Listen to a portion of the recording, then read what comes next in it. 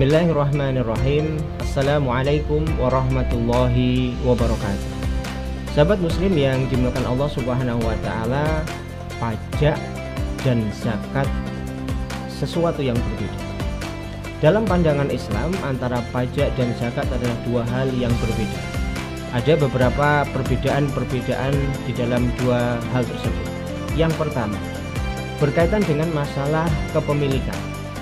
Pajak ketika telah dibayarkan oleh warga negara kepada daulah khilafah, maka selanjutnya menjadi milik negara atau milku daulah.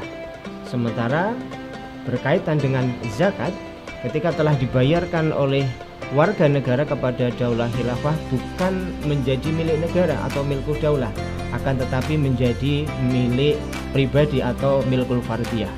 Hal ini sesuai dengan apa yang disampaikan oleh Allah Subhanahu wa taala di dalam surat At-Taubah ayat yang ke-60, bahwa zakat itu hanya diperuntukkan untuk 8 golongan, yaitu kepada fakir, miskin, amil, ghorim, ibnu sabil, mu'alaf, riqab, ya, dan mereka-mereka yang berhak untuk mendapatkan zakat sesuai dengan surat At-Taubah ayat yang ke-60.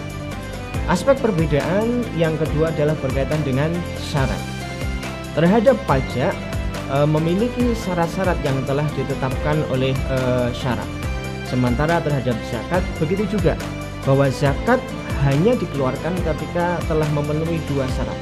Yang pertama adalah sesuai dengan nisabnya, yaitu ukuran-ukuran yang telah ditetapkan sesuai dengan hukum syarak kepada barang-barang yang wajib dizakati.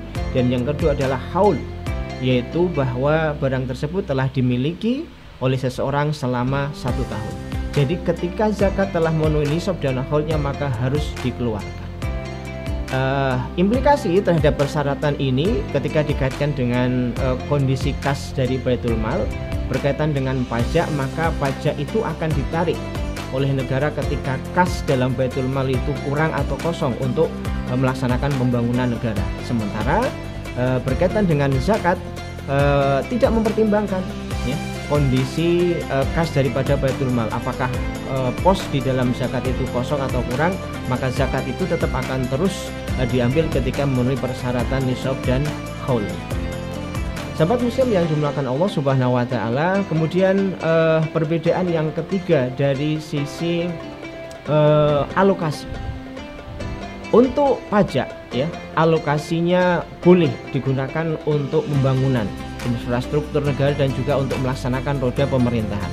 Namun untuk zakat, alokasinya sekali lagi tidak boleh untuk selain daripada 8 golongan yang tadi disebutkan di dalam surat At-Taubah ayat yang ke-60. Kemudian aspek perbedaan yang keempat adalah untuk besaran. Terhadap pajak, besarannya akan ditetapkan sesuai dengan ijtihad seorang khalifah. Artinya antara muslim satu dengan muslim yang lainnya itu besaran zakatnya yang dipungut oleh seorang khalifah itu bisa berbeda-beda sesuai dengan kondisi keadaan kaum muslimin yang memiliki kelebihan dan juga kecukupan di dalam hartanya. Nah, sementara berkaitan dengan zakat, besarannya adalah sama, ya. Besarannya tidak ditetapkan oleh ijtihad khalifah, tetapi telah ditetapkan oleh hukum syarak, bahwa setiap barang-barang yang wajib dizakati ketika memenuhi nisabnya, maka akan ditarik besaran tersebut sesuai dengan hukum syariatnya, sehingga besarannya adalah sama dan tidak ada perbedaan antara muslim satu dengan muslim yang lainnya ketika dia membayarkan zakat. Sahabat muslim sekalian yang dimuliakan Allah Subhanahu wa taala, ketika hari ini kita telah dibebani pajak berbagai macam, kita membayarnya baik dengan senang ataupun tidak senang, kita wajib diminta untuk mengeluarkan pajak. Bukan berarti kita telah mengeluarkan zakat ketika kita membayar zakat. Pada saat yang sama, nah, kita merasa miris ketika pajak-pajak yang telah dibayarkan itu dikorupsi oleh petugas pemungut pajak. Dan hal ini tidak akan mungkin terjadi ketika negeri yang kita cintai ini diatur dengan menggunakan Islam. Demikian, semoga bisa diambil manfaatnya dan mohon maaf kalau ada kekurangannya. Billahi taufiq wal hidayah. Wallahul muwaffiq ila aqwamit thoriq. Assalamualaikum warahmatullahi wabarakatuh.